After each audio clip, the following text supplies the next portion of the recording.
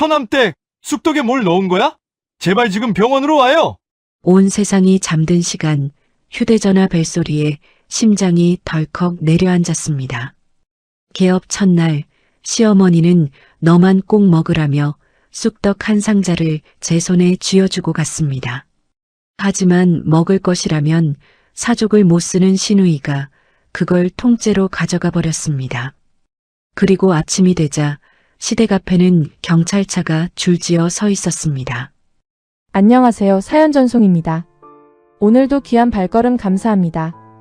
구독과 좋아요 눌러주시고 사시는 지역도 댓글로 남겨주세요. 댓글 남겨주신 모든 분들께 건강과 행복 그리고 좋은 일만 가득하시길 진심으로 기원하겠습니다. 저는 30대 초반에 정육점을 운영하는 서지은입니다.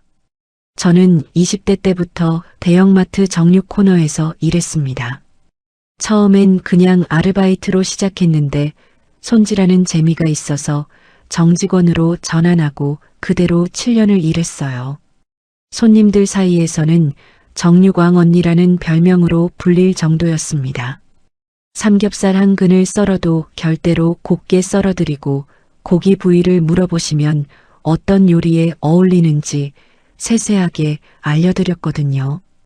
단골 손님들이 저 없는 날은 다른 코너에서 고기를 안 사고 그냥 돌아가신다는 말을 들었을 때 제일 뿌듯했습니다.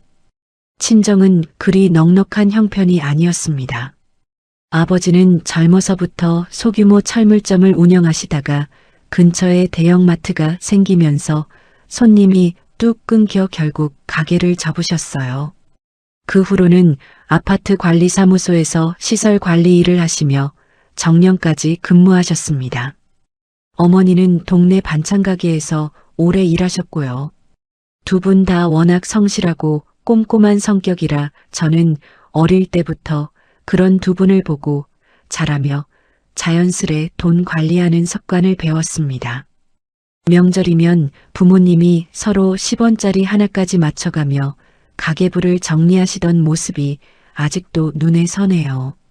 그런 부모님 밑에서 자랐으니 저 역시 돈을 함부로 쓰는 법이 없었습니다. 그렇게 7년을 일하면서 저는 월급의 절반 이상을 꼬박꼬박 적금에 넣었습니다. 언젠가 제 이름을 건 정육점을 차리겠다는 꿈이 있었거든요. 마트 정육 코너는 아무리 손님을 많이 만들어도 결국 회사 매출이지 제 것이 아니잖아요. 저는 제가 직접 고른 부위, 제가 직접 손질한 고기를 제 간판 아래에서 팔고 싶었습니다. 그 꿈 하나로 10년 가까이 허리띠를 졸라매며 살았어요. 점심값을 아끼려고 도시락을 싸다녔고 옷 한 벌 사는 것도 몇 달을 고민했습니다. 동료들은 그런 저를 보고 독하다고 했지만 저는 그 말이 싫지 않았습니다. 오히려 목표가 있는 사람이라는 뜻 같아서 은근히 자랑스럽기도 했어요. 회식 자리에서 다들 2차, 3차를 갈 때도 저는 조용히 먼저 일어나 집으로 돌아오곤 했는데 그런 저를 보고 한 동료는 이렇게 말한 적도 있습니다. 지은아, 너 그렇게 아등바등해서 뭐 하려고 그래. 인생 한 번 사는데. 언니, 저는 이 악착 같은 마음이 언젠가는 저를 웃게 해줄 거라고 믿어요. 그 동료는 웃으며 고개를 저었지만 저는 제 나름의 확신이 있었습니다. 남편 강민우를 만난 것도 그 마트에서였습니다. 마트 근처 식자재 유통업체에서 일하던 남편이 물건을 납품하러 왔다가 저와 안면을 트게 됐어요. 처음엔 그냥 인사만 하는 사이였는데 어느 날 남편이 제가 손질하는 모습을 한참 지켜보더니 이렇게 말을 걸어왔습니다. 손이 되게 빠르시네요. 몇 년이나 하신 거예요? 오래됐어요. 나중에 어디 가게 차리시면 꼭 알려주세요. 단골 예약입니다. 그 말이 뭐가 그렇게 웃겼는지 저는 피식 웃고 말았어요. 그렇게 몇 번 마주치다 자연스럽게 연락처를 교환했고 반년 정도 연애하다가 결혼했습니다. 결혼 전에 제 꿈을 이야기했더니 남편은 진심으로 응원해줬어요. 당신 실력이면 분명히 잘 될 거야. 나도 열심히 도울게. 그 말이 참 든든했습니다. 문제는 시댁이었어요.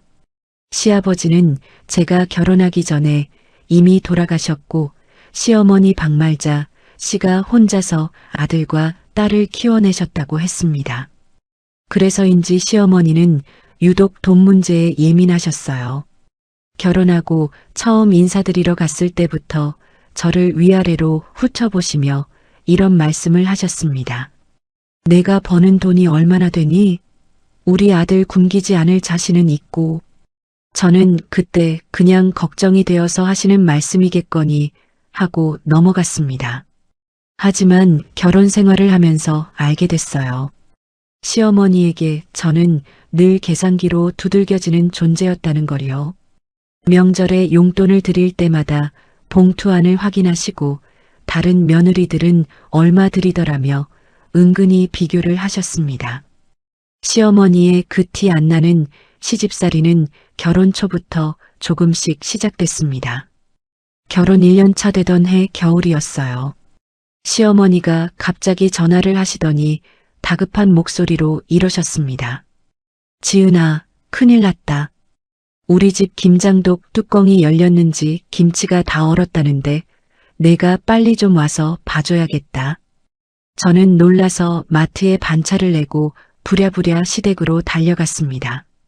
그런데 가보니 김장독은 멀쩡했고 그저 뚜껑이 살짝 비뚤어져 있었을 뿐이었어요. 시어머니는 별일 아니었다는 듯 저에게 이렇게 말씀하셨습니다. 온 김에 김장독 좀 옮겨다오. 혼자 하기 힘들어서 그랬지. 저는 그날 오후 내내 무거운 김장독을 이리저리 옮기며 진땀을 뺐습니다. 그 뒤로도 시어머니는 비슷한 방식으로 저를 부르셨어요. 감나무에 감이 떨어지고 있다며 급하게 오라고 하시거나 보일러가 이상하다며 불러놓고는 정작 별일 아닌 경우가 많았습니다. 한 번은 명절 다음 날 아침 일찍 전화가 왔는데 시어머니가 다급한 목소리로 이러셨어요. 지은아, 큰일 났다. 장독대에 벌레가 들어갔다는데 네가 와서 확인 좀 해줘야겠다.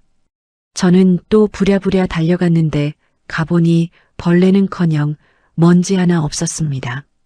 대신 시어머니는 저를 붙잡고 장독대 뚜껑을 전부 닫고 정리하게 만드셨어요. 그때마다 저는 하던 일을 멈추고 시댁으로 달려갔고 매번 자잘한 집안일을 잔뜩 하고 나서야 집으로 돌아올 수 있었습니다. 이런 식의 부름은 계절을 가리지 않았습니다. 여름이면 에어컨 필터를 갈아달라고, 겨울이면 창문 문풍지를 새로 붙여달라고 부르셨어요. 한 번은 제가 도저히 시간이 안 나서 정중히 거절한 적이 있었는데 그날 저녁 남편에게 전화가 와서 이런 얘기를 하셨다고 합니다. 네 마누라는 시어른 말을 왜 그렇게 안 듣니? 다른 집 며느리들은 시키지 않아도 알아서 하더라. 저는 그 얘기를 듣고 정말 서운했습니다. 하지만 남편은 그저 웃으며 넘겼어요. 어머니가 원래 그러셔. 당신이 좀 이해해. 한 번은 제가 마트에서 야근을 하고 파김치가 되어 집에 온 날 밤이었습니다. 시어머니가 전화하셔서 이렇게 말씀하셨어요. 너 요즘 살림에 소홀한 거 아니니? 남편 밥은 챙겨 먹이고 다니는 거야? 저는 그 말이 서운했지만 그냥 넘겼습니다. 결혼 2년 차 되던 해 명절이었어요. 시댁에 갔더니 시어머니가 저한테 이런 말씀을 하신 적이 있습니다. 너희 그 적금이란 거 얼마나 모았니? 조금씩 모으고 있어요, 어머니. 조금씩이 얼마인데. 니들 집 살 생각은 있는 거니 없는 거니. 저는 그때는 그냥 아들 내외 걱정하시는 마음이겠거니 하고 넘겼습니다. 하지만 돌이켜보면 그 무렵부터 시어머니는 저희 부부의 재정 상태를 유독 꼼꼼히 캐물으셨던 것 같아요. 명절마다 생신 때마다 비슷한 질문을 반복하셨거든요. 한 번은 제가 무심코 마트 승진 이야기를 꺼냈더니 시어머니가 대뜸 이렇게 물으셨습니다. 그러면 월급이 얼마나 오르는 거니? 정확히 말해봐라. 저는 그 질문이 단순한 관심이라기엔 지나치게 집요하다고 느꼈지만 며느리 된 도리로 대충 웃어넘기곤 했습니다. 결혼 4년차 되던 해에는 이런 일도 있었어요. 제가 적금을 하나 더 들었다는 이야기를 지나가듯 했더니 시어머니가 갑자기 눈을 반짝이며 물으셨습니다. 그 적금 만기가 언제니? 목돈 되면 뭐 할 계획이야? 저는 그냥 여윳돈이라고 얼버무렸는데 시어머니는 그 후로도 몇 번 더 그 적금 이야기를 꺼내셨습니다. 지금 생각해보면 그때부터 이미 제 재산 상황을 하나하나 파악하고 계셨던 것 같아요. 한 번은 시댁 식구들이 다 모인 자리에서 시어머니가 지나가듯 이런 말씀을 하신 적도 있었습니다. 요즘 며느리들은 다 자기 앞으로 뭐 하나씩은 갖고 있더라. 지은이 너도 그렇지.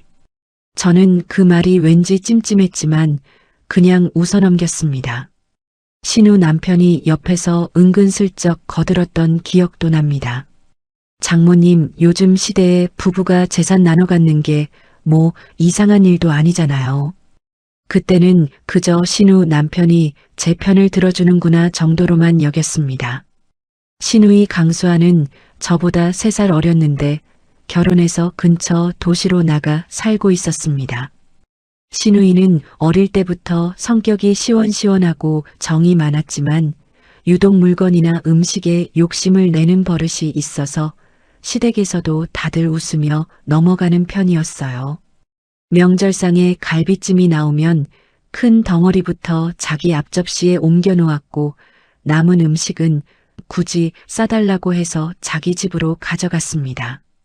한 번은 결혼 3년 차쯤 됐을 때 제가 친정에서 담근 김장김치를 시댁 냉장고 한편에 넣어둔 적이 있었어요. 시부모님 드시라고 넉넉하게 담가서 가져다 드린 거였는데 며칠 뒤 시댁에 다시 갔더니 그 김치통이 통째로 사라져 있었습니다.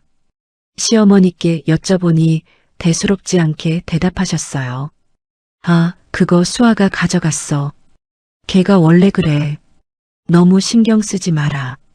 또 한 번은 제가 명절 때 정성껏 만든 갈비찜을 넉넉히 해서 시댁에 가져갔는데 신우이가 저녁 먹기도 전에 절반 넘게 혼자 먹어치운 적도 있었습니다.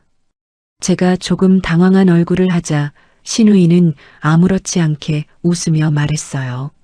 새언니 요리 실력이 좋아서 그런가 봐. 자꾸 손이 가네. 그 말이 칭찬인지 뭔지 애매했지만 저는 그냥 웃어넘겼습니다. 언젠가는 제가 백화점에서 어렵게 산 립스틱 하나를 화장대 위에 두고 왔는데 나중에 보니 신우이가 자기가 마음에 든다며 그냥 가져가 버린 적도 있었어요. 시어머니는 그마저도 걔가 예쁜 거 보면 못 참는다며 웃어넘기셨습니다. 한 번은 제 생일에 시댁 식구들이 다 같이 모여 케이크를 자른 적이 있었는데 제가 화장실 다녀오는 사이 제 몫으로 남겨두었던 가장 큰 조각이 신우이 앞접시로 옮겨가 있었던 적도 있습니다. 어머, 난 몰랐지. 이미 먹었는데 어떡해. 신우이는 벌써 반쯤 먹은 케이크를 포크로 가리키며 미안한 듯 웃었습니다. 저는 그냥 웃으며 넘겼지만 속으로는 조금 어이가 없었어요. 또 한 번은 제가 마트에서 사은품으로 받은 예쁜 앞치마를 시댁에 들고 갔다가 깜빡 두고 온 적이 있었는데 나중에 찾으러 갔더니 신우이가 이미 자기 부엌에서 쓰고 있었습니다. 어머, 이거 새언니 거였어? 너무 예뻐서 그냥 내가 썼지. 저는 그때도 그러려니 하고 넘겼습니다. 언젠가 한 번은 제가 친정어머니께 선물 받은 스카프를 들고 시댁에 갔다가 잠깐 소파에 벗어둔 적이 있었는데 그것마저도 신우이가 마음에 들어하며 목에 두르고 사진을 찍는 걸 본 적도 있습니다. 저는 그 모습을 보고 어이가 없어서 웃음이 나올 지경이었어요. 그렇게 크고 작은 일들이 반복되다 보니 저는 시댁에 뭔가를 가져갈 때마다 은근히 마음의 준비를 하게 됐어요. 이건 신우이가 가져갈 수도 있겠다. 저건 안 가져가겠지 하고 나름의 예측까지 하게 됐으니까요. 저는 처음엔 그런 시누이가 얄미웠지만 시간이 지나면서 오히려 그 솔직한 성격이 편할 때도 있었어요. 적어도 뒤에서 험담하는 사람은 아니었으니까요. 시댁에서 시어머니에게 조용히 이런저런 걸 채이고 오는 날이면 시누이는 오히려 저에게 우리 엄마가 또 뭐라 그랬어? 하며 대신 화를 내주기도 했습니다. 새언니, 엄마가 또 돈 얘기 물어봤지? 진짜 너무하네. 신경 쓰지 마. 그런 시누이 덕분에 저는 시댁에서의 답답함을 어느 정도 풀 수 있었습니다. 심해부 되시는 분은 반대로 조용하고 순한 성격이었는데 시댁 모임에서도 늘 한 발 물러서서 아내 눈치를 살피는 편이었습니다. 처음 인사드릴 때부터 예의가 발랐고 저에게도 늘 깍듯하게 대해주셔서 저는 신우 남편을 시댁 식구 중 가장 부담 없이 대할 수 있는 사람이라고 생각했습니다. 몇 년 전부터 한약재를 취급하는 약재상에서 일을 배우기 시작했고 지금은 그곳에서 약재를 손질하고 법제하는 일을 돕고 있다고 들었습니다. 사장님 밑에서 오래 일을 배우면서 언젠가는 자신만의 약재상을 차리거나 약재 유통업을 해보고 싶다는 이야기도 들은 적이 있었어요. 시누이가 가끔 통화 중에 남편 벌이가 변변치 않다고 한숨을 쉬는 걸 들은 적은 있었지만 저는 그저 다들 사는 게 팍팍하니 그런가 보다 하고 넘겼습니다. 결혼하고 3년째 되던 해 저는 드디어 목표한 금액을 모았습니다. 마트 사장님께 죄송하다는 말씀을 드리고 퇴사했고 동네 상가 자리 하나를 계약했어요. 처음엔 남편도 조금 불안해하는 눈치였습니다. 괜찮겠어? 요즘 자영업이 얼마나 힘든데. 여보, 나 7년 동안 이 순간만 기다렸어. 한 번만 믿어줘. 남편은 결국 고개를 끄덕여줬습니다. 저는 그날부터 몇 달 동안 인테리어 업체를 알아보고 냉장 쇼케이스와 진열대를 고르고 육절기며 저울까지 하나하나 발품을 팔아 직접 골랐습니다. 상권 분석도 직접 했어요. 주변 아파트 단지의 세대수를 세어보고 근처에 있는 다른 정육점 2군데를 몰래 가서 손님이 몇 명이나 드나드는지 시간대별로 체크하기도 했습니다. 그렇게 몇 달을 준비한 끝에 상호를 안심정육이라고 지었어요. 상가 임대 계약은 남편 명의로 했지만 보증금과 권리금, 인테리어 비용까지 전부 제가 모은 돈이었어요. 그 점을 명확히 하고 싶어서 저는 별도로 사업자 등록도 제 이름으로 냈습니다. 시댁에는 가게 준비 소식을 조심스럽게 알렸습니다. 시어머니는 처음엔 시큰둥한 반응이었어요. 정육점이 요즘 얼마나 많은데 잘 될지 모르겠다. 그런데 이상하게 오픈 날짜가 다가올수록 시어머니의 태도가 조금씩 달라지기 시작했습니다. 가게 위치를 자세히 물어보시고 상가 임대 계약이 남편 명의인지 제 명의인지도 은근히 캐물으셨어요. 저는 그냥 아들 며느리 사업에 관심이 생기셨나 보다 하고 대수롭지 않게 넘겼습니다. 남편에게 슬쩍 이야기했더니 남편도 이렇게 말했어요. 어머니가 요즘 부쩍 우리 가게 얘기를 많이 하시긴 해. 걱정이 되셔서 그런가. 가게 준비가 한창이던 어느 날 시어머니가 또 급하게 저를 부르셨습니다. 지은아, 우리 집 보일러가 이상해서 그러는데 내가 좀 봐줘야겠다. 우리 아들 시켜도 될지 모르겠지만 내가 손이 야무지잖니. 저는 가게 준비로 정신없는 와중에도 시댁으로 달려갔습니다. 가보니 보일러는 그냥 온도 조절기 버튼이 잘못 눌려 있었을 뿐이었어요. 저는 속으로 헛웃음이 나왔지만 내색하지 않고 돌려놓고 왔습니다. 시어머니는 그 후로도 종종 이런저런 이유로 저를 부르셨는데 정작 가게 오픈이 다가올수록 그런 전화가 눈에 띄게 줄어들었습니다. 저는 그저 며느리 사업 준비에 방해가 안 되게 배려해 주시나 보다 하고 고맙게 여겼습니다. 오픈을 한 달 앞두고는 신우 남편이 갑자기 저희 부부를 저녁 식사에 초대한 일도 있었습니다. 평소 시댁 모임이 아니면 따로 연락이 없던 사람이라 조금 의아했지만 저희는 별 생각 없이 나갔어요. 식사 자리에서 신우 남편은 유난히 저희 가게 자금 사정을 궁금해했습니다. 처남댁 가게 차리는데 돈이 꽤 들었겠어요. 대출은 좀 받으셨어요? 아니요. 다행히 제가 모아둔 걸로 충당했어요. 아, 그러시구나. 대단하시네요. 요즘 그렇게 모으기 쉽지 않은데. 신우 남편은 그 말을 하면서 묘하게 눈빛이 반짝였는데 저는 그때는 그냥 관심을 보이나 보다 했습니다. 신우이도 옆에서 거들었어요. 우리 새언니 대단하다니까. 나는 그렇게 못 모아. 식사 자리는 화기애애하게 끝났습니다. 지금 와서 생각해보면 그 저녁 식사조차 예사롭지 않은 자리였다는 걸 알게 됐지만 그때는 정말 몰랐습니다. 오픈을 2주 앞두고는 시어머니가 직접 가게 자리를 보러 오신 적도 있었습니다. 상가 안을 이곳저곳 둘러보시더니 이런 말씀을 하셨어요. 자리 좋다. 이 정도면 목이 좋아서 장사 잘 되겠구나. 계약은 몇 년으로 했니? 2년 계약했어요, 어머니. 그래, 잘 됐다. 잘 될 거야. 시어머니는 웃으며 제 손을 잡아주셨는데 그 손길이 어딘가 어색하게 느껴졌던 것도 사실입니다. 그동안 시어머니가 제 손을 그렇게 다정하게 잡아주신 적이 없었거든요. 오픈 전날 밤 저는 가게에 나가 진열대를 마지막으로 정리했습니다. 냉장 쇼케이스에 고기를 종류별로 채워넣고 가격표를 하나하나 붙이는데 남편이 늦게까지 도와줬어요.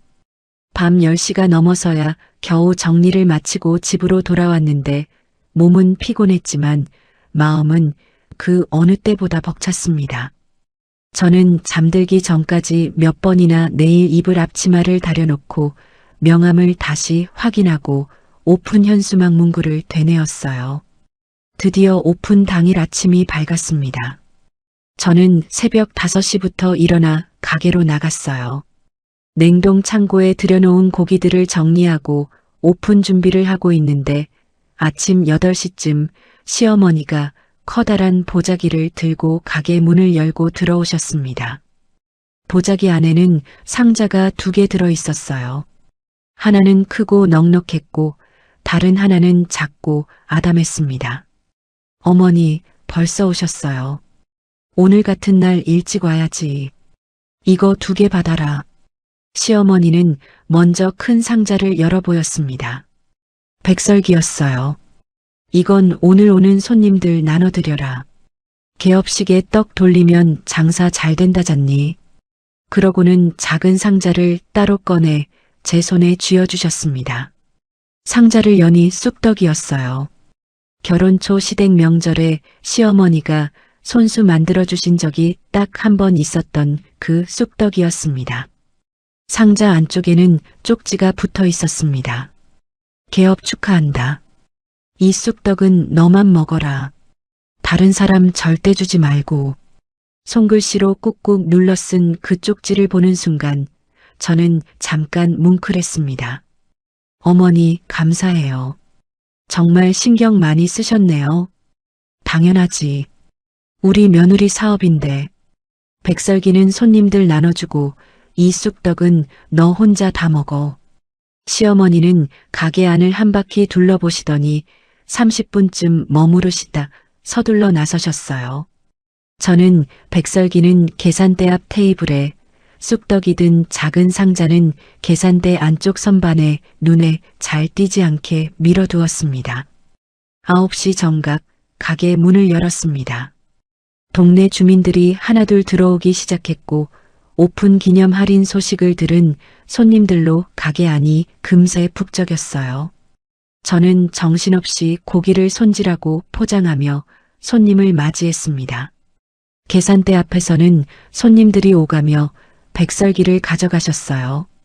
시어머니가 개업떡까지 직접 맞춰주셨다며 자랑하자 다들 덕담을 건네주셨습니다. 그중 한 할머니 손님은 이렇게 말씀하시기도 했어요. 어머니가 참 며느리를 이뻐하시나 보네. 이렇게 직접 떡까지 챙겨주시고. 저는 그 말에 그저 웃으며 고개를 끄덕였습니다. 그때는 정말 그런 줄로만 알았거든요. 오픈한 지 1시간쯤 지났을 때였습니다. 가게 문이 열리며 신우이가 들어왔어요. 새언니 축하해. 드디어 사장님 됐네. 아가씨 와줘서 고마워요. 요즘 바쁘실 텐데. 바쁘긴 뭐가 바빠. 새언니 개업하는데 당연히 와야지. 신우이는 가게 안을 둘러보다가 계산대 앞에 쌓여있던 백설기를 발견했습니다. 그러더니 망설임도 없이 하나를 집어 비닐 포장을 뜯고 그 자리에서 먹기 시작했습니다. 오, 이거 맛있네. 어머님이 손님들 나눠드리라고 넉넉히 가져오셨어요. 신우이는 백설기 몇 개를 가방에 챙기며 계산대 쪽을 힐끔거리더니 안쪽 선반에 놓인 작은 상자를 눈여겨보는 듯 했습니다. 저건 뭐야? 저 작은 상자. 아, 그건 어머니가 저 먹으라고 따로 챙겨주신 쑥떡이에요. 에이, 엄마도 참.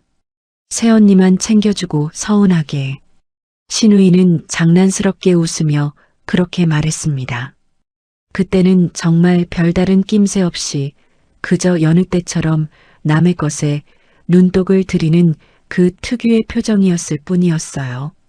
그때 마침 손님 한 분이 삼겹살 3근을 주문하셨는데 진열대 물량이 부족했습니다. 저는 냉동 창고에 여분의 삼겹살이 있다는 걸 떠올리고 신우이에게 잠깐 양해를 구했습니다. 아가씨, 저 잠깐 창고에서 고기 좀 가져올게요. 여기 잠깐만 계세요. 그래. 천천히 갔다 와. 저는 가게 뒤편에 있는 냉동 창고로 들어갔습니다. 3분 남짓 지났을까요? 삼겹살을 들고 창고에서 나오는데 계산대 안쪽이 허전해 보였습니다. 쑥떡이 든 작은 상자가 사라져 있었던 거예요.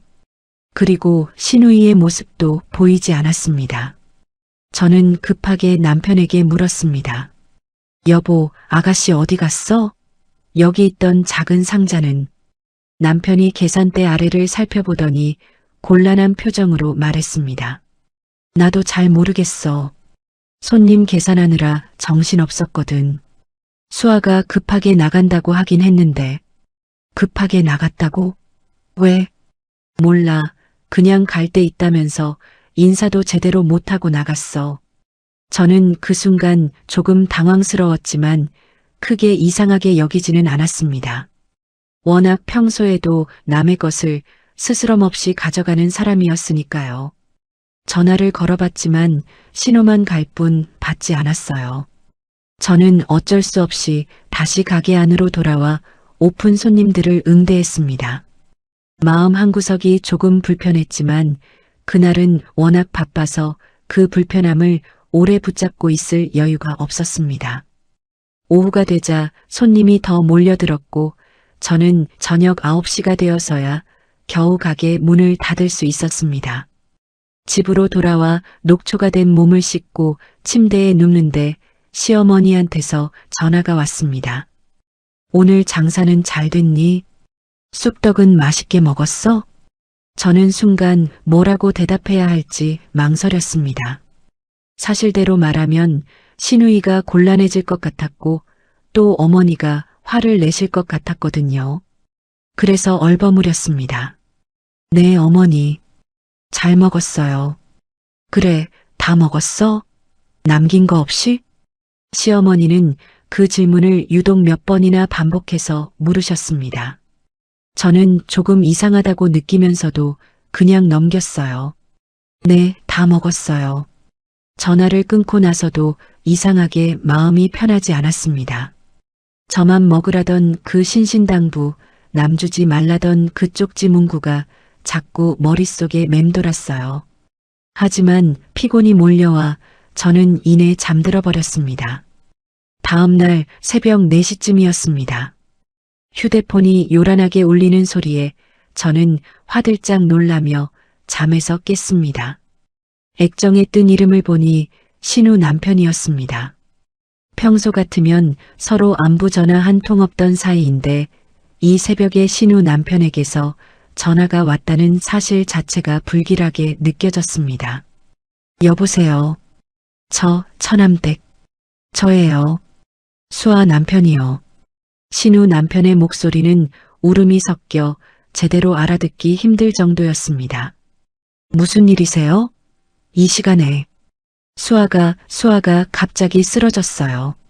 새벽에 배가 너무 아프다고 하더니 그대로 정신을 잃었어요. 지금 응급실이에요. 의식이 안 돌아와요. 저는 손이 부들부들 떨렸습니다. 의사가 뭐래요? 왜 그런 거래요? 모르겠어요. 지금 검사 중인데 의사도 원인을 모르겠다고만 해요. 처남댁, 제발 빨리 좀 와줘요. 저는 전화를 끊자마자 옆에서 자고 있던 남편을 흔들어 깨웠습니다. 여보, 일어나봐. 큰일 났어. 남편이 부스스 눈을 뜨며 물었습니다. 왜, 무슨 일이야? 아가씨가 갑자기 쓰러져서 응급실 실려갔대. 의식이 없다는데 의사도 원인을 모른다나 봐. 남편의 얼굴이 순식간에 하얗게 질렸습니다. 뭐, 갑자기 왜? 나도 몰라. 일단 빨리 가보자. 저희 부부는 서둘러 옷을 챙겨 입고 병원으로 향했습니다. 가는 길 내내 남편은 아무 말도 하지 않았습니다. 저는 운전하는 남편의 옆 얼굴을 흘깃 쳐다봤어요. 뭔가 알고 있는 듯한, 그러면서도 애써 모르는 척하는 듯한 표정이었습니다. 여보, 당신 표정이 왜 그래? 아니야, 그냥 놀라서 그렇지. 병원에 도착하니 신우 남편이 응급실 복도에서 넋이 나간 얼굴로 서 있었습니다. 저를 보자마자 신우 남편은 다리에 힘이 풀린 듯 그 자리에 주저앉으려 했어요. 아가씨는요? 지금 어때요? 의식이 아직 안 돌아왔어요. 위세척 받고 지금 중환자실로 옮겼어요. 의사가 원인은 뭐래요? 그게 아직 정확히는 모른대요. 혈액 검사랑 위 내용물 검사 결과를 좀 더 기다려봐야 한다고. 저는 그 말에 조금이나마 마음을 진정시켰습니다. 원인을 모른다는 건 최악의 상황은 아닐 수도 있다는 뜻 같았거든요. 잠시 후 담당 의사가 저희를 불렀습니다. 보호자분들, 환자분이 갑자기 복통과 함께 의식을 잃으셨는데 일반적인 급성 질환 패턴은 아닙니다. 정확한 원인을 확인하기 위해 정밀 검사를 진행하고 있습니다. 결과 나오는 대로 다시 말씀드리겠습니다. 그 말을 듣고 저희는 응급실 복도 의자에 앉아 몇 시간을 그저 기다리기만 했습니다.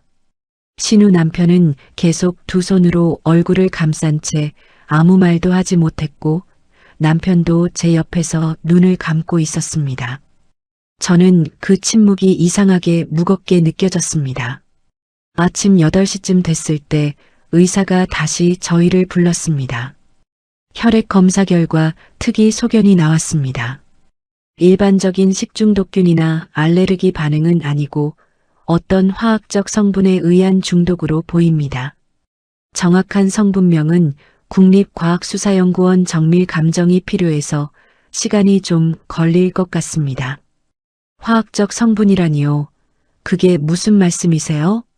쉽게 말씀드리면 자연적으로 발생한 병이 아니라 외부에서 들어온 어떤 물질 때문일 가능성이 높다는 겁니다.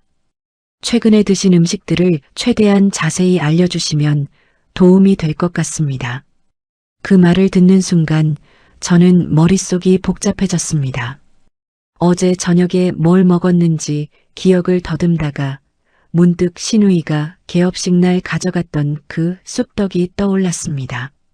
저는 조심스럽게 입을 열었습니다. 저기, 어제 저희 개업식에서 신우이가 뭘 가져갔었는데 그게 혹시... 신우 남편이 그 말을 듣더니 눈이 커졌습니다. 쑥떡이요? 맞다. 어제 저녁에 수아가 백설기 꺼내서 온 가족이 조금씩 나눠 먹었어요. 근데 쑥떡은 수아만 먹었는데 저는 그 순간 등골이 서늘해졌습니다. 그거 말고 다른 특별한 걸 드신 건 없으세요? 없어요. 저는 손이 떨리는 걸 느끼며 남편을 돌아봤습니다. 남편은 시선을 피하며 아무 말도 하지 못했습니다. 저는 그 순간 시어머니가 신신당부하시던 말이 다시 떠올랐습니다. 너만 먹어라. 다른 사람 절대 주지 마라. 그 문장이 갑자기 무섭게 느껴졌어요. 여보, 당신 표정이 왜 그래? 뭔가 알고 있는 거지. 남편은 화들짝 놀라며 저를 쳐다봤습니다. 무슨 소리야? 내가 뭘 알아? 어제 어머님이 가게 오셨을 때 쑥떡 주시면서 나한테만 먹으라고 하시는 거 당신도 옆에서 다 들었잖아. 그때 당신 표정이 좀 이상했어. 남편은 시선을 피하며 대답을 하지 못했습니다. 저는 그 침묵이 무엇보다 무서웠습니다. 잠시 후 병원 측에서 이 사실을 경찰에 알렸고 그날 오후 담당 형사가 병원으로 찾아왔습니다. 형사는 저희에게 몇 가지 질문을 했습니다. 환자분이 최근에 드신 음식 중에 특이한 게 있었다고 들었습니다. 좀 더 자세히 말씀해 주시겠어요? 저는 개업식에 시어머니가 2상자를 가져오셨고 백설기는 손님용, 쑥떡은 저에게만 먹으라고 신신당부하셨으며 그 쑥떡을 시누이가 몰래 가져갔다는 사실을 최대한 자세히 진술했습니다. 형사는 그 진술을 듣더니 눈빛이 날카로워졌습니다. 그러니까 원래 그 쑥떡은 신고자분만 드시기로 되어 있었다는 거죠? 네, 어머님이 몇 번이나 저한테 저만 먹으라고 다른 사람 주지 말라고 하셨어요. 어제 저녁에 전화도 하셔서 제가 다 먹었는지 몇 번이나 확인하셨고요. 형사는 수첩에 뭔가를 적으며 말했습니다. 일단 저희가 그 쑥떡을 확보해서 국립과학수사연구원에 감정을 의뢰하겠습니다. 정확한 성분과 경로를 파악하려면 시간이 좀 걸릴 겁니다. 그때까지 관련자분들은 연락 가능한 상태로 계셔주시기 바랍니다. 저는 정신이 하나도 없는 상태로 응급실 대기실 의자에 앉았습니다. 남편은 제 옆에 앉아 손을 떨고 있었어요. 저는 그런 남편을 물끄러미 바라보다 다시 한번 조용히 물었습니다. 여보, 진짜로 아무것도 몰랐어? 남편은 이번에도 대답하지 못했습니다. 몇 시간 후 형사에게서 다시 연락이 왔습니다. 국과수 감정 결과가 나왔다는 겁니다. 저희 부부는 곧바로 경찰서로 향했습니다. 담당 형사는 저희를 조사실로 안내하며 무거운 표정으로 입을 열었습니다. 검출된 성분은 부자였습니다. 한방에서 아주 극소량만 법제에서 쓰는 약제인데 법제 과정을 제대로 거치지 않으면 소량으로도 성인 심장에 치명적일 수 있는 물질입니다. 쑥떡 안에 섞인 양으로 보면 성인 한 명이 몇 조각만 먹어도 심정지가 올 수 있는 수준이었습니다. 저는 그 말을 듣는 순간 머릿속이 하얘졌습니다. 신고자분이 그 쑥떡을 그날 혼자 다 드셨다면 지금 중환자실에 계신 분은 신고자분이었을 겁니다. 경찰은 곧바로 시댁으로 향했습니다. 저희 부부도 형사의 요청으로 동행했어요. 시댁에 도착하니 시어머니는 평소와 다름없이 저희를 맞이하려 했습니다. 하지만 형사들이 들어서는 걸 보고는 순간 얼굴빛이 변했습니다. 이게 다 무슨 일이야? 왜 경찰이 우리 집에? 담당 형사가 정중하지만 단호한 목소리로 말했습니다. 박말자 씨 되시죠? 어제 며느님 개업식에 가져가신 쑥떡과 관련해서 몇 가지 여쭤볼 게 있습니다. 시어머니는 얼굴이 새하얗게 질리며 뒷걸음질을 쳤습니다. 떡이 왜? 그 떡이 왜? 그 쑥떡에서 독성 물질이 검출됐습니다. 그 떡을 드신 강수아 씨가 현재 중환자실에 계십니다.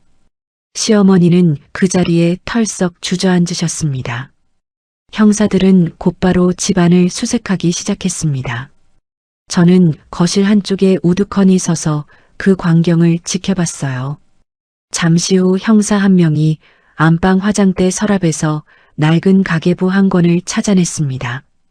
그 안에는 최근 몇 달 사이의 지출 내역과 함께 낯선 이름과 전화번호, 그리고 상당한 금액이 여러 차례 적혀 있었습니다. 형사가 그 부분을 짚으며 물었습니다. 이 돈은 어디에 쓰신 겁니까? 시어머니는 한참 침묵하다 결국 울음을 터뜨리며 실토하셨습니다. 몇 년 전에 먼 친척이 사업한다고 해서 제가 보증을 서줬어요. 그런데 그게 부도가 나서 지금 저 집도 경매에 넘어갈 판이에요. 이자가 눈덩이처럼 불어나서 도저히 감당이 안 됐어요. 형사가 다시 물었습니다. 그 빚이 이 사건과 어떻게 연결되는지 솔직히 말씀해 주십시오. 시어머니는 손을 떨며 말을 이었습니다. 저는 죽을 처지였어요. 집도 넘어가고 자식들 보기도 부끄럽고 며느리가 정육점 상가 계약을 아들 이름으로 해뒀다는 걸 알고 나서 만약 며느리한테 무슨 일이 생기면 그 보증금이랑 권리금이 아들한테 돌아올 거라고 생각했어요. 거기다 며느리 명의로 보험이라도 하나 들어두면 저는 그 순간 다리에 힘이 풀렸습니다. 남편이 저를 부축하며 형사에게 물었습니다. 어머니, 지금 그게 무슨 소리예요? 지은이 명의로 보험을 들었다니요? 형사가 남편을 날카로운 눈빛으로 쳐다봤습니다. 저는 그 진술을 들으며 형언할 수 없는 복잡한 감정을 느꼈습니다. 처음엔 그저 저를 미워해서 벌인 일이라고 생각했는데 실은 벼랑 끝에 몰린 한 사람의 절박함이 이런 끔찍한 계획으로 변질된 거였습니다. 그런데 형사는 시어머니가 이 정도 독성 물질을 개인적으로 구했을 리 없다고 판단했습니다. 부자는 아무 데서나 함부로 내주는 약재가 아니었고 법제하지 않은 상태로 유통되는 경우는 더더욱 드물었거든요. 형사는 이 물질의 유통 경로를 추적하기 시작했습니다. 며칠 뒤 형사에게서 다시 연락이 왔습니다. 저희가 추적한 결과 해당 성분이 강수아 씨 남편이 일하는 약재상에서 최근 다뤄진 기록이 확인됐습니다. 그 약재상에서 정식으로 판매한 게 아니라 개인적으로 빼돌린 정황이 있습니다. 저는 귀를 의심했습니다. 새벽에 눈물 섞인 목소리로 저에게 전화를 걸어왔던 신우 남편. 아내가 쓰러진 병원 복도에서 넋이 나간 얼굴로 서 있던 그 사람이 실은 그 독성 물질의 출처와 관련이 있다는 사실은 저를 완전히 뒤흔들어 놓았습니다. 형사님, 그럼 신우 남편이 그날 새벽에 저한테 전화한 것도 그건 저희도 아직 조사 중입니다. 다만 확실한 건 그 성분이 강수아 씨 남편분이 일하는 약재상에서 나왔다는 사실입니다. 저는 그 저녁 식사 자리가 다시 떠올랐습니다. 신우 남편이 유독 저희 가게 자금 사정을 궁금해했던 그 순간이요. 그리고 시댁 모임에서 신우 남편이 은근슬쩍 부부 재산도 따로 갖는 게 요즘 시대엔 이상한 일 아니다라고 거들었던 그 말도 다시 떠올랐습니다. 경찰 조사가 신우 남편에게로 향하면서 그동안 숨겨져 있던 사실들이 하나씩 드러났습니다. 그는 약재상에서 오래 일하며 약재법제 기술을 배웠지만 정식 자격을 갖추지 못해 월급이 넉넉지 않았고 최근 몇 년간 카드빚과 지인 빚이 겹쳐 상당한 금액에 몰려있는 상태였습니다. 시어머니를 찾아가 돈을 융통해달라고 여러 차례 부탁했지만 거절당했고 그러다 시어머니가 먼저 뜻밖의 제안을 하셨다고 합니다. 제가 사위한테 부잣부리를 법제 안 한 상태로 좀 구해달라고 했어요. 대신 이 일이 끝나면 아들을 설득해서 사위 빚을 조금이라도 정리해주겠다고 약속했고요. 신우 남편은 처음엔 그저 재료를 구해준 것뿐이라고 주장했지만 통신 내역에서 법제 여부와 투여량까지 구체적으로 설명한 문자 메시지가 발견됐습니다. 결국 다 알고 계셨던 거네요. 그게 얼마나 위험한지. 형사의 질문에 신우 남편은 결국 고개를 숙였습니다. 오랫동안 약재를 손질해온 사람이 부자의 독성을 몰랐을 리 없었으니까요. 조사가 깊어지면서 더 충격적인 사실도 드러났습니다. 형사가 최근 몇 달간의 금융거래 내역을 확인해달라고 요청했을 때 저는 오픈 2달쯤 전 남편이 제 인감과 신분증을 가져다 어딘가에 사용했다는 사실을 떠올렸습니다. 저는 그날 저녁 남편을 다그쳤습니다. 여보, 시댁에서 형사님이 보험 얘기 꺼냈을 때 당신 표정이 이상했어. 사실대로 말해. 남편은 한참을 망설이다 결국 입을 열었습니다. 어머니가 만약을 대비해서 당신 명의로 보험 하나 들어두는 게 좋겠다고 하셨어. 나는 별 생각 없이 인감이랑 신분증만 가져다 드렸어. 저는 그 말을 듣고 온몸에 힘이 빠졌습니다. 당신 명의도 아니고 내 명의로 된 보험을 나 몰래 처리했다는 거야? 그럼 형사님 앞에서는 왜 모르는 척했어? 몰랐던 건 진짜야. 그냥 서류에 뭐 들어가는지도 제대로 안 물어봤어. 근데 형사님이 보험 얘기하니까 그제야 그게 그거였구나 싶었어. 조사 결과 그 보험의 수익자는 시어머니였고 필적 감정 결과 서명은 위조로 판명났습니다. 남편은 몰랐다고 주장했지만 공범 여부를 조사받아야 했습니다. 저는 그날 밤 남편에게 이렇게 말했습니다. 여보, 몰랐다고 해도 나는 당신을 예전처럼 볼 수가 없어.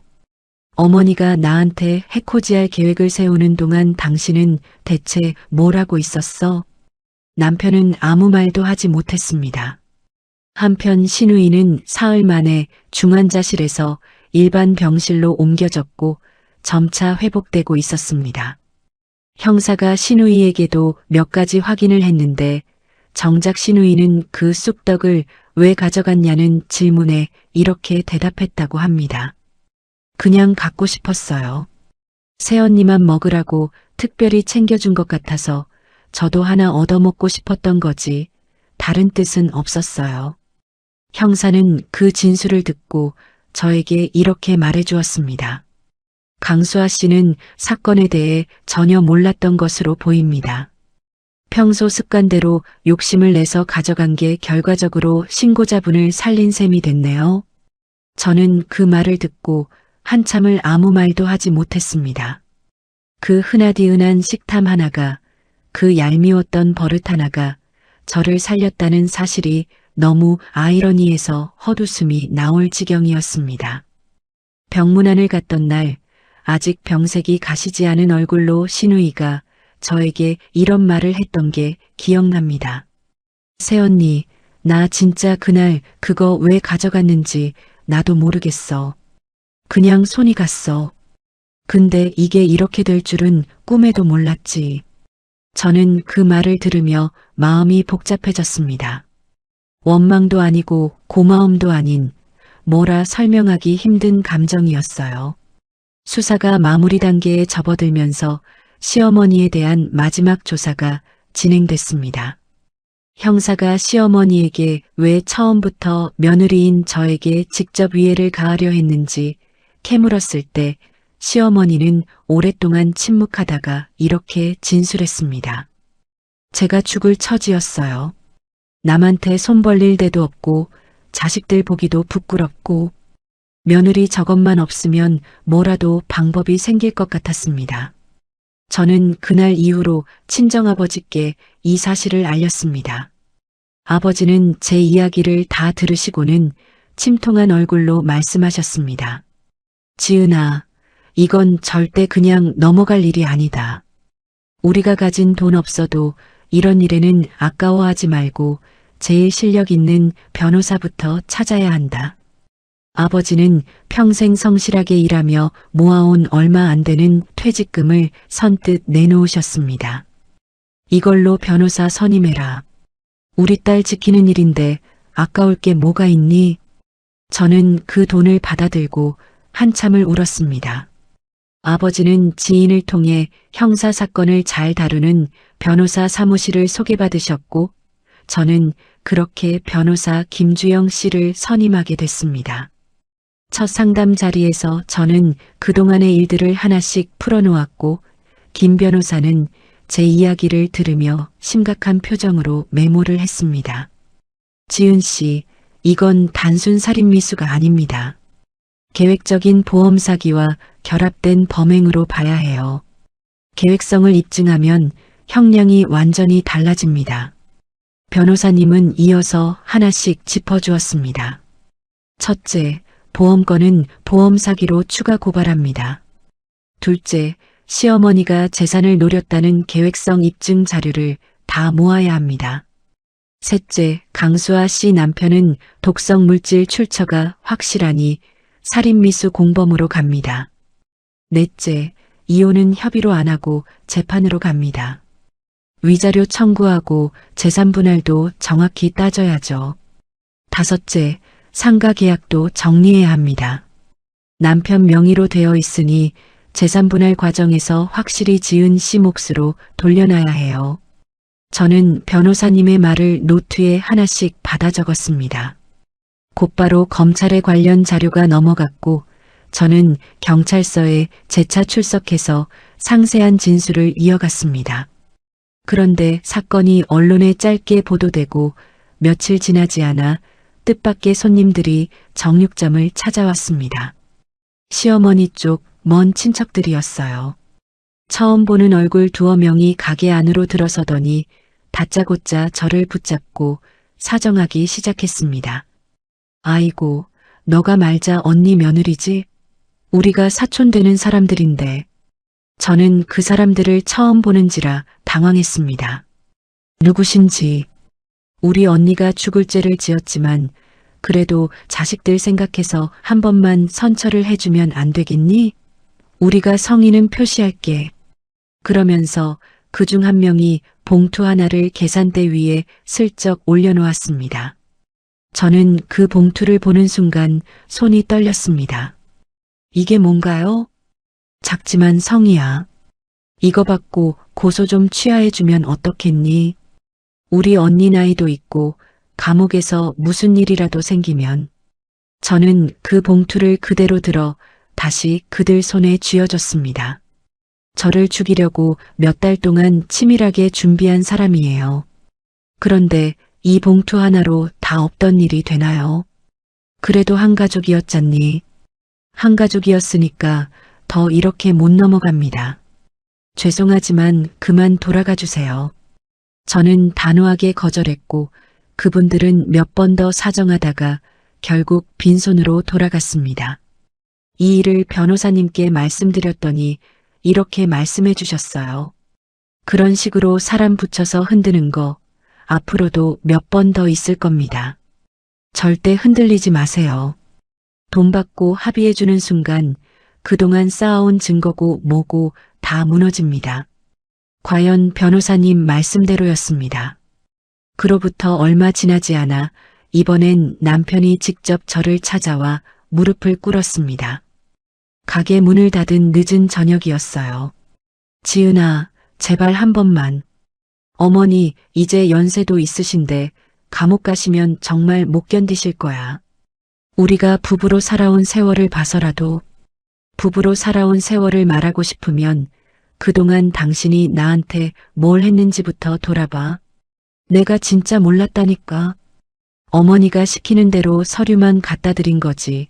나도 이렇게 큰일이 될 줄은. 몰랐다는 말, 이제 지겨워. 당신 그 말 몇 번째 하는 줄 알아? 남편은 그 자리에서 대성통곡을 했습니다. 지나가던 동네 사람들이 가게 안을 흘깃거릴 정도였어요. 하지만 저는 더 이상 흔들리지 않았습니다. 그 눈물이 저를 위한 것이 아니라 자신의 처지를 위한 것이라는 걸 이제는 너무 잘 알고 있었으니까요. 그런데 며칠 뒤 정말 예상치 못한 일이 벌어졌습니다. 가게 문을 열자마자 처음 보는 젊은 여자가 찾아왔습니다. 눈이 퉁퉁 부어 있는 게 밤새 운 사람 같았어요. 저기 실례합니다. 서지은 씨 되시죠? 네, 그런데 누구세요?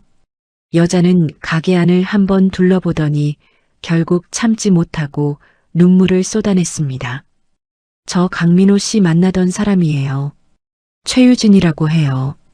저는 순간 무슨 말인지 이해가 되지 않았습니다. 제 남편을요? 저 정말 몰랐어요. 이혼한 줄 알았어요. 민호 씨가 저한테 아내랑은 서류 정리만 안 됐지 사실상 끝난 사이라고 했단 말이에요.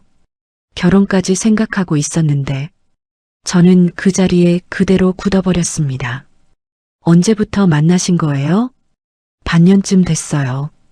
처음엔 그냥 회사 사람 소개로 알게 됐는데 얼마 안 가서 진지하게 만나자고 하시더라고요.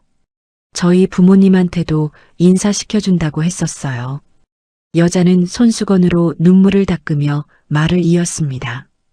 근데 얼마 전에 민호 씨 휴대폰에 자꾸 낯선 번호로 문자가 오는 걸 봤어요. 변호사 사무실이라고 저장돼 있던데 이상하게 느낌이 싸하더라고요. 캐물었더니 처음엔 회사 일이라고 얼버무리길래 더 의심이 갔어요. 그러다 민호 씨가 잠결에 어머니, 재판, 이런 말을 중얼거리는 걸 들은 적도 있고요. 결국 며칠을 졸랐더니 그제야 실토하더라고요. 어머님이 사건에 연루되셨고 아직 이혼도 안 하셨고 사장님이 그 사건의 피해자시라는 것도요. 저 진짜 아무것도 몰랐어요. 저는 기가 막혀서 말이 나오지 않았습니다. 시어머니가 저를 죽이려 한 사건, 남편이 몰래 인감을 넘겨준 사건, 그 모든 게 아직 수사 중이던 와중에 남편은 태연하게 새 여자를 만나며 결혼까지 약속했다는 거였습니다. 손님, 그런데 저한테 왜 오신 거예요? 여자는 한참을 머뭇거리다 입을 열었습니다. 저기, 이런 말씀드리기 정말 죄송한데, 저 그동안 민호 씨한테 쓴 돈이랑 시간이 있어서요. 결혼 준비한다고 웨딩홀 계약금도 제가 냈고 신혼집 계약금도 제가 냈거든요. 그거 다 민호 씨가 갚아준다고 했는데 지금 연락이 안 돼요. 저는 그 순간 헛웃음이 나왔습니다. 손님, 지금 저한테 그 돈을 대신 물어달라는 말씀이세요? 아니, 그게 아니라 사장님이랑 민호 씨 정리되면 재산 분할 하실 거 아니에요. 그때 제 목도 좀. 저는 더 이상 참지 못하고 말을 끊었습니다. 손님, 저도 지금 그 사람 때문에 몇 달째 경찰서랑 검찰청 오가고 있어요. 시어머니가 절 죽이려고 한 사건 피해자가 저예요. 그런데 지금 그 사람이 저 몰래 손님 만나면서 결혼까지 약속했다는 얘기를 저한테 와서 하시면서 그 사람 대신 저한테 돈을 달라고요? 여자는 그제야 상황 파악이 됐는지 얼굴이 하얘졌습니다. 돌아가세요. 저도 지금 제 코가 석자예요. 여자는 몇 번 더 사정하다가 결국 눈물을 훔치며 돌아갔습니다. 저는 그 여자가 나간 뒤에도 한참을 계산대 앞에 그대로 서 있었습니다. 손이 떨렸어요. 분노인지 허탈함인지 구분이 안 되는 감정이었습니다. 그날 저녁 저는 곧장 남편에게 전화를 걸었습니다. 당장 가게로 와. 왜? 무슨 일이야? 와서 얘기해. 1시간쯤 지나 남편이 가게로 왔습니다. 최유진이 누군지 설명해봐. 남편의 얼굴이 순식간에 사색이 됐습니다. 그게 오늘 아침에 이 여자가 가게로 찾아왔어. 당신이랑 결혼까지 약속했었다고. 웨딩홀 계약금도 냈고 신혼집 계약금까지 걸었다고 나한테 그 돈 물어내라고 하더라. 당신 어머니가 살인미수로 수사받고 당신 자신도 보험 사기 공범으로 조사받던 그 시기에 나 몰래 다른 여자 만나면서 결혼 약속까지 했었다는 거지. 지은아, 나도 그때 너무 힘들어서 그랬다는 말 진짜 지겨워. 어머니 얘기할 때도 몰랐다고 하고 보험 얘기할 때도 몰랐다고 하고 이제 불륜도 힘들어서 그랬다고? 당신 입에서 나오는 변명은 다 그런 식이야. 남편은 결국 무릎을 꿇었습니다. 여보 미안해. 진짜 미안해. 내가 정신이 나갔었나 봐. 나 이제 당신한테 화도 안 나. 그냥 하나만 물을게. 당신은 대체 나랑 결혼 생활을 몇 년이나 했으면서 나한테 뭘 지켜준 적이 있어? 어머니가 나 죽이려고 할 때도 몰랐다고 발뺌하고 그 와중에 다른 여자 만나서 결혼까지 약속하고 당신한테 나는 대체 뭐였어? 남편은 아무 대답도 하지 못했습니다. 저는 그 자리에서 마음을 완전히 굳혔습니다. 내일 변호사님 만나서 이혼 조건에 당신 부정행위도 추가할 거야. 위자료도 더 청구하고. 지은아, 제발. 당신이 나한테 이제 와서 제발이라고 할 자격이 있다고 생각해? 저는 그 말을 끝으로 더 이상 남편을 상대하지 않았습니다. 다음 날 곧바로 변호사님을 찾아가 최유진이라는 여자와의 관계, 시기, 여자가 직접 가게에 찾아와 했던 말까지 전부 진술했습니다. 변호사님은 그 이야기를 듣더니 표정이 굳었습니다. 지은 씨, 이건 재판에 아주 결정적인 자료가 될 겁니다. 유책 배우자로서의 책임이 명확해지는 거니까요. 부정행위 시점이 수사 진행 중이었다는 것도 괘씸죄로 작용할 거고요. 제가 그 여자 연락처를 받아뒀어요. 필요하면 증언도 받을 수 있을 것 같아요. 잘하셨습니다. 이 정도면 위자료 액수를 더 올려서 청구할 수 있어요. 그렇게 이혼 소송에는 남편의 부정행위까지 추가로 포함됐습니다. 재판이 이어지는 동안 저는 최유진 씨에게 다시 연락해 증인으로 나서줄 수 있는지 물었습니다. 처음엔 망설이던 그녀도 결국 이렇게 말했습니다. 저도 그 사람한테 이용당한 거잖아요. 증언할게요. 몇 달에 걸친 재판이 시작됐습니다. 저는 검은색 정장을 차려입고 법정에 들어섰습니다. 방청석에는 동네 주민들과 취재를 나온 기자들로 가득했습니다. 피고인석에 앉은 시어머니는 수척한 얼굴로 고개를 푹 숙인 채 앉아 계셨습니다. 짧은 시간이었지만 머리카락이 눈에 띄게 하얗게 새어 있었어요. 검사가 자리에서 일어나 공소사실을 낭독하기 시작했습니다. 피고인은 며느리인 피해자를 살해해 재산상 이익을 취득할 목적으로 수개월에 걸쳐 범행을 계획한 것으로 판단됩니다. 공범인 이재혁이 약재상에서 법제되지 않은 독성 약재를 확보한 경위가 수사 과정에서 확인됐고 피해자를 피보험자로 하는 사망보험의 보험금 수익자가 피고인으로 지정된 사실도 확인됐습니다. 판사가 시어머니에게 물었습니다. 피고인, 공소사실 인정합니까? 시어머니는 한참 동안 대답을 하지 못했습니다. 법정 안에 무거운 침묵이 흘렀어요. 이윽고 시어머니가 갈라진 목소리로 입을 열었습니다. 인정합니다. 며느리한테 죄송합니다. 하지만 저도 죽을 만큼 절박했습니다. 저는 그 사과를 들으면서도 마음이 조금도 움직이지 않았습니다. 신우 남편에 대한 재판도 함께 진행됐습니다. 재판정에서는 이재혁이라는 이름으로 불렸습니다. 피고인 이재혁은 피해자의 재산을 노린 계획에 가담하기 위해 약재상에서 취급하던 부자를 정식 유통 절차 없이 빼돌려 박말자 씨에게 제공했습니다. 재판 초반에는 그저 시어머니가 부탁한 물건을 구해다 준 것뿐이라며 혐의를 축소하려 했지만 통신 내역과 시어머니의 진술이 겹치면서 결국 계획의 핵심 실행자였다는 사실을 부인할 수 없었습니다.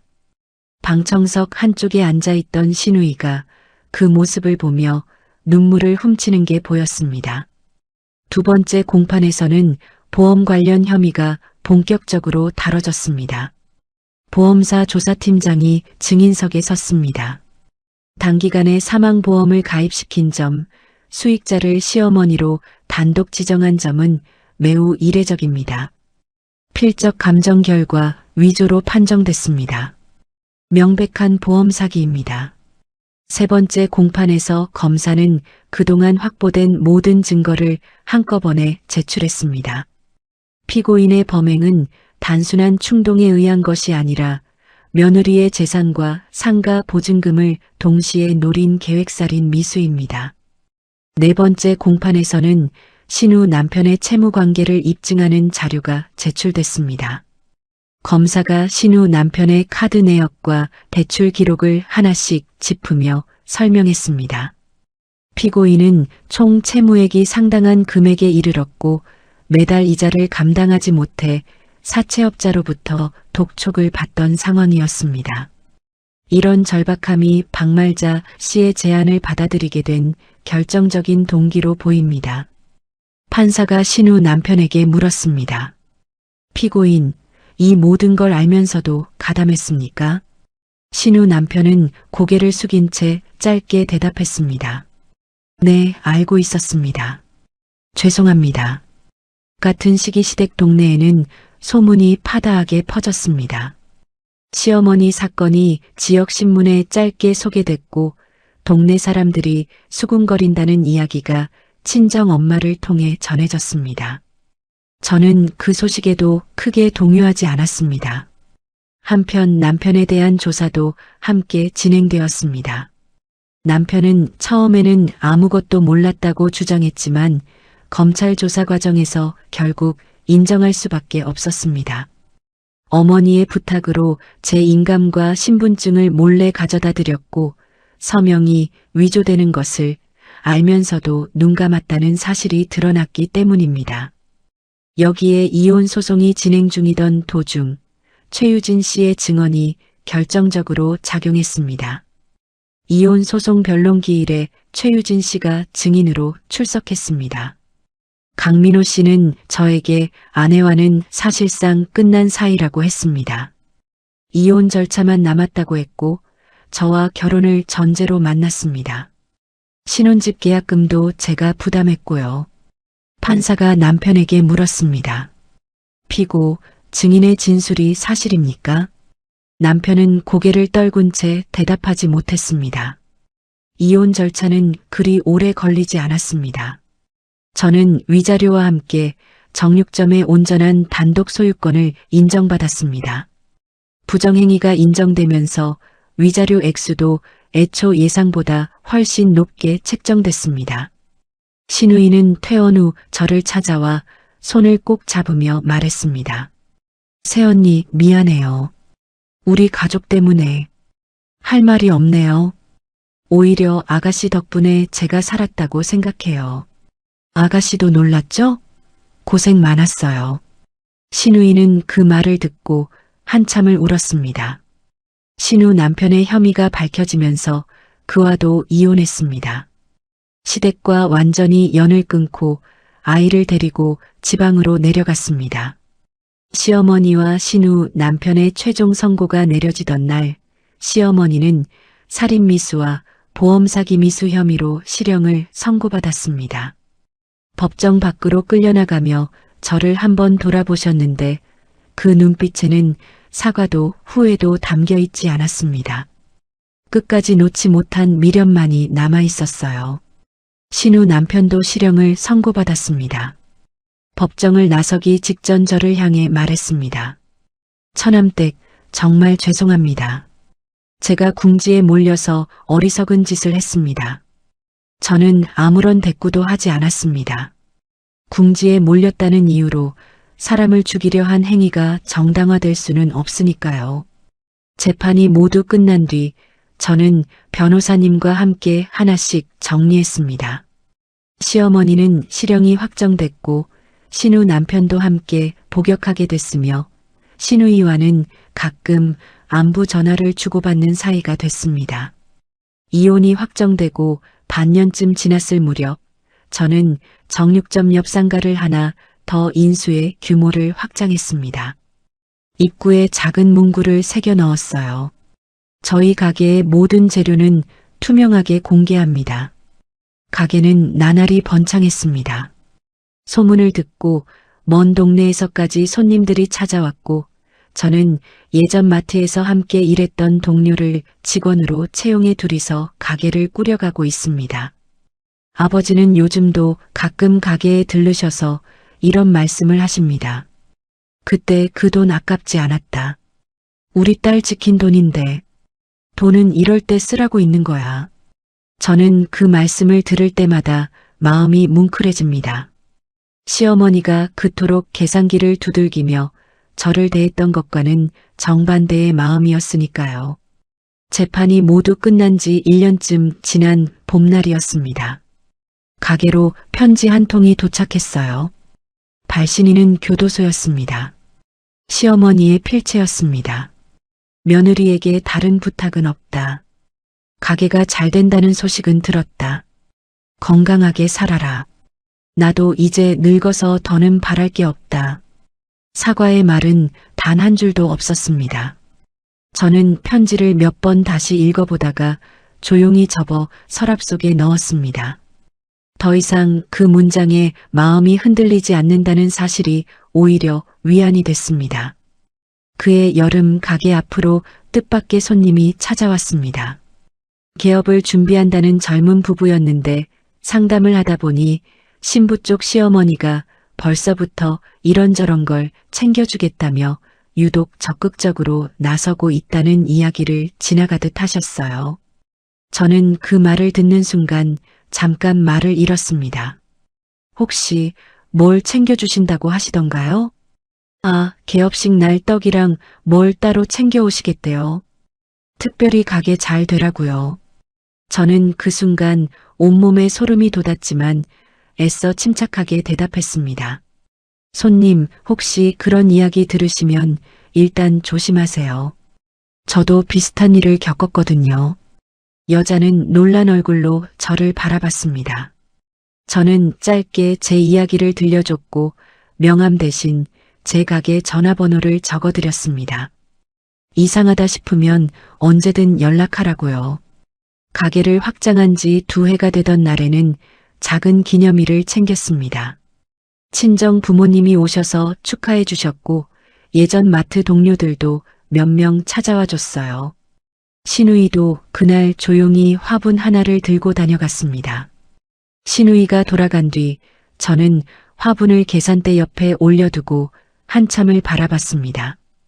그러고 보면 시누이가 그동안 저에게서 슬쩍 가져갔던 반찬이며 화장품이며 그 모든 자잘한 서운함들이 이제는 오히려 웃으며 떠올릴 수 있는 추억이 되어 있었습니다.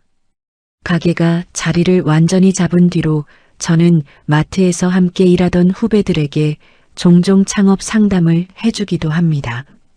얼마 전에는 후배 한 명이 찾아와 이렇게 물었어요.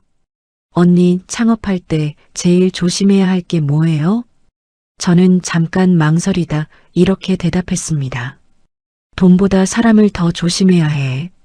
아무리 가까운 가족이라도 그 사람이 내 성공을 진심으로 바라는지 한 번쯤은 곰곰이 생각해봐. 후배는 고개를 갸웃했지만 저는 더 이상 설명하지 않았습니다. 언젠가 때가 되면 저 스스로 제 이야기를 들려줄 날이 오겠거니 했습니다. 오늘도 저는 이른 아침 가게로 출근합니다. 진열대에 고기를 채워넣고 손님을 맞이하는 하루가 이제는 온전히 제 힘으로 지켜낸 제 삶이라는 생각에 마음이 든든해집니다.